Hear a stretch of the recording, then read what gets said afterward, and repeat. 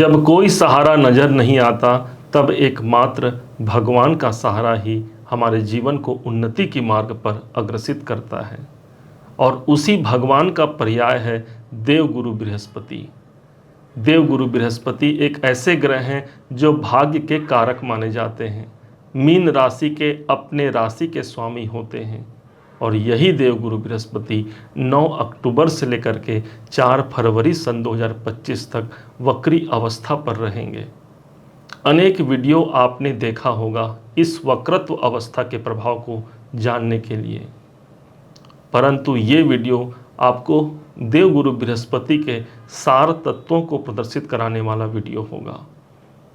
अब मोहे भा भरोस हनुमंता, बिन हरि कृपा मिलहि नहीं संता। विभीषण के द्वार पर हनुमान जी का आगमन होता है।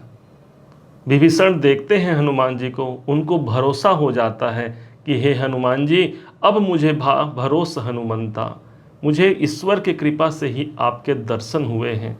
आपके दर्शन हो गए अर्थात श्री राम मिल जाएंगे, श्री राम मिल जाएंगे अर्थात मेरे भाग्य की जागृति हो जाएगी। ठीक उसी प्रकार आज देवगुरु बृहस्पति का साथ मिलने जा रहा है, आपके राशि के स्वामी का साथ मिलने जा रहा है। क्या होगा परिणाम, कहाँ पर हमें एक ऐसी बातें भी होंगी जिन पर हमें ध्यान रखने की आवश्यकता भी होगी, क्योंकि देवगुरु बृहस्पति इस समय पर चेष्टा बली हो जाएंगे। हमने अपना सब कुछ लगाकर देख लिया, हमने अपना सभी जो कुछ भी हमें करना था वो सब हमने सभी आयामों को स्पर्श कर लिया है, लेकिन उसके बाद भी यदि सफलता निकल कर सामने नहीं आ रही है तो अब हमें इस दांव को भी देखना होगा, अर्थात देवगुरु बृहस्पति पर भरोसा रखना होगा। दुनिया से मैं हारा तो आया तेरे द्वार, यहाँ से मैं जो हारा कहाँ जाऊँगा सरकार। यहाँ से मैं जो हारा कहाँ जाऊँगा सरकार। मेरा तो क्या है, मैं तो जन्मों से हारा, पूछेगा तुमसे ही ये संसार सारा। डूब गई क्यों नैया तेरे रहते खेवनहार, डूब गई क्यों नैया तेरे रहते खेवनहार। यहाँ से मैं जो हारा कहाँ जाऊँगा सरकार। यहाँ से मैं जो हारा कहाँ जाऊँगा सरकार। देवगुरु बृहस्पति के अंदर चेष्टा बली हो गए हैं। देवगुरु बृहस्पति एक ऐसे बल की वृद्धि हो गई है जहाँ पर इनका परिणाम 3 गुना हमें प्राप्त होगा, ऐसा शास्त्रों का मत है। तो क्या देवगुरु बृहस्पति तीसरे घर पर विद्यमान है तो कौन कौन से कार्य हमारे 3 गुना अधिक बढ़ सकते हैं और किस एक बात पर हमें सतर्कता रखनी होगी, किस उपाय के माध्यम से इस गुरु के समय को आगामी 4 महीने को हम सर्वश्रेष्ठ बना पाएंगे, इसको अब बड़े ध्यान से समझिएगा। तीसरे भाव पर देवगुरु बृहस्पति के अंदर चेष्टा बल की वृद्धि हो रही है, जो कि होता है आपके पराक्रम का स्थान। आपके अंदर इस समय पर सबसे ज़्यादा पराक्रम की वृद्धि होगी, अर्थात वो उत्साह की वृद्धि होगी जिससे आप अपने भाग्य की उन्नति को पूर्ण करा पाते हैं। माना जाता है कि देवगुरु बृहस्पति जब वक्री अवस्था पर होते हैं, इनका प्रमाण, इनका प्रभाव एक घर पीछे प्राप्त होगा। इस हिसाब से द्वितीय स्थान आपके धन का होता है। आर्थिक मामलों को लेकर के यदि मन अशांत है, किसी कारण से कोई धन से जुड़ा हुआ कोई विकल्प निकल के सामने नहीं आ रहा है, तो अब गुरु का प्रभाव धन भाव से बनने जा रहा है, क्योंकि अभी अभी इन्होंने धन भाव को छोड़ करके ही तो आगे प्रवेश किए थे। अब पुनः फिर से धन भाव पर इनकी प्रतिष्ठा कायम होने वाली है। कोई आर्थिक उपलब्धि मिल सकती है। आर्थिक हालात वर्तमान स्थिति से बहुत अधिक मधुर होंगे, बेहतर होंगे, इस बात को जानिएगा। गुरु का प्रभाव जब द्वितीय भाव पर होता है तो कुटुंब में कोई मांगलिक कार्य के अवसर बनते हैं। कौटुंबिक वातावरण इस समय पर मधुर होता है। आप अपने परिवार के लिए कुछ बेहतर कर पाते हैं। चूंकि देव गुरु बृहस्पति का प्रभाव द्वितीय भाव से जुड़ जाएगा। द्वितीय स्थान हमारी वाणी का होता है, हमारी भाषा का होता है।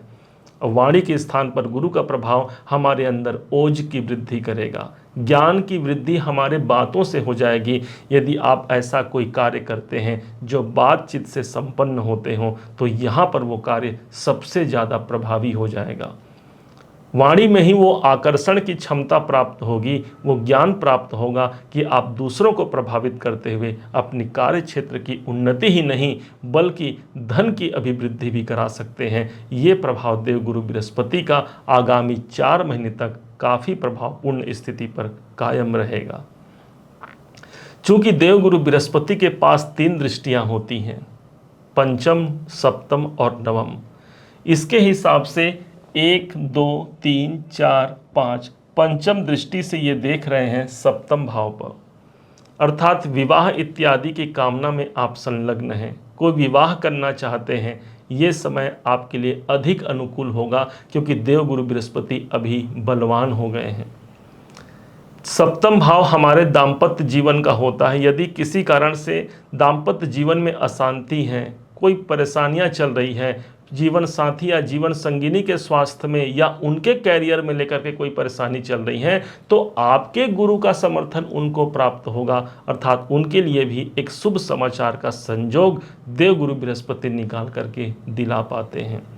सप्तम भाव चूंकि मेरे व्यापारिक जीवन का होता है, दसम भाव से दसम भाव का स्थान कैरियर होता है। इस कारण से कैरियर में भी, हमारे व्यापार में भी एक नई जागृति, एक नई उम्मीद का किरण यहाँ देखने को मिलेगा।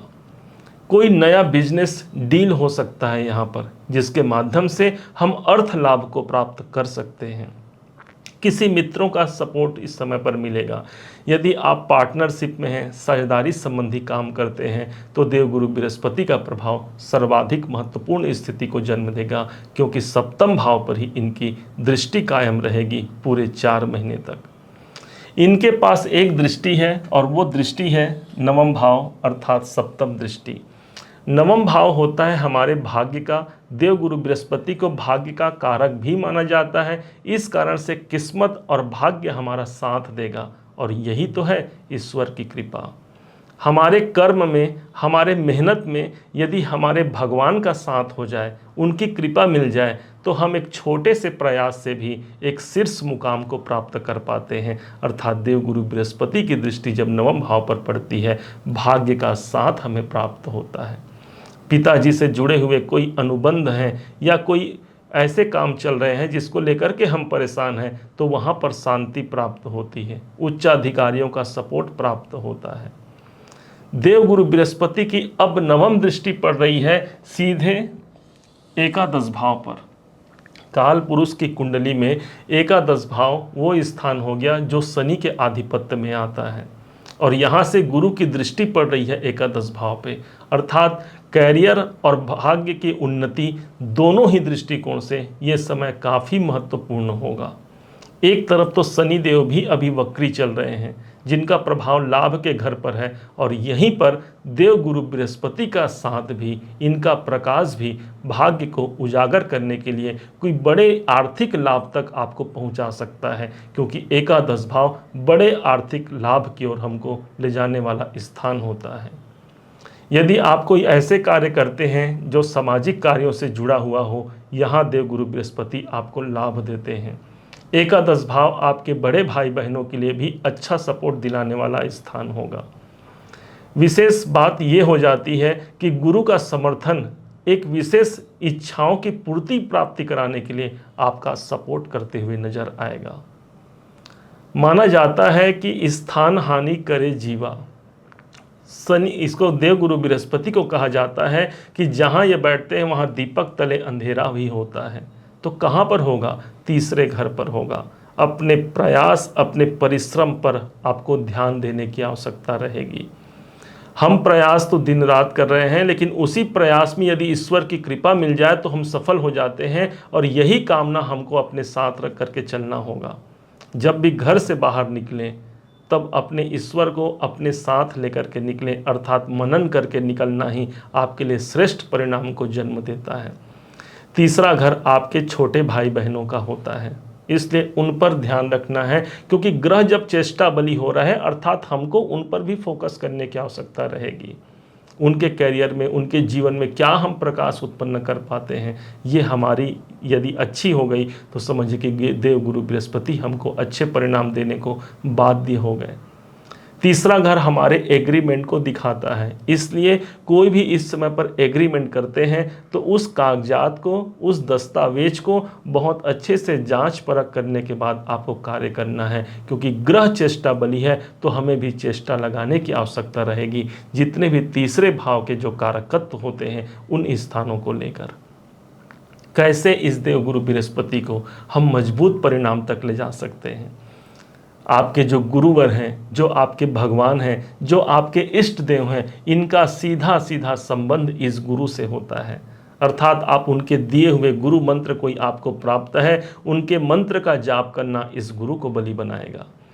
यदि आपने गुरु दीक्षा नहीं लिया है तो साक्षात देवाधिदेव महादेव सारे जगत के गुरु होते हैं, अर्थात आपके भी गुरु हैं, हमारे भी गुरु हैं, तो उनके मंत्र नमः शिवाय का मंत्र जाप आपको करना चाहिए।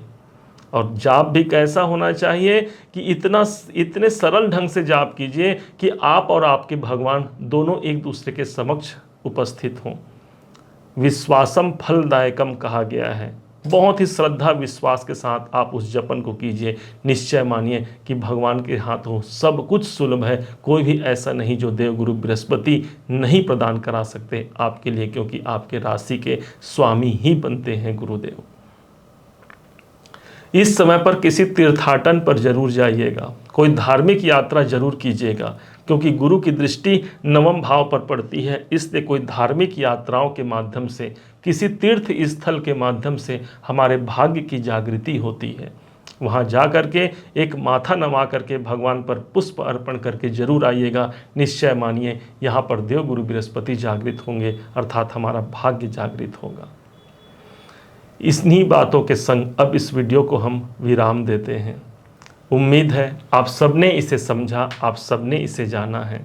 यदि आपने इसे समझा है, जाना है, मेरे समझाने का प्रयास यदि आपको सार्थक लगा हो, मेरे समझाने का तरीका यदि आपको सार्थक लगा हो, तो हर बार की भांति इस बार भी अपना प्यार भरा लाइक और कमेंट करना कभी मत भूलिएगा।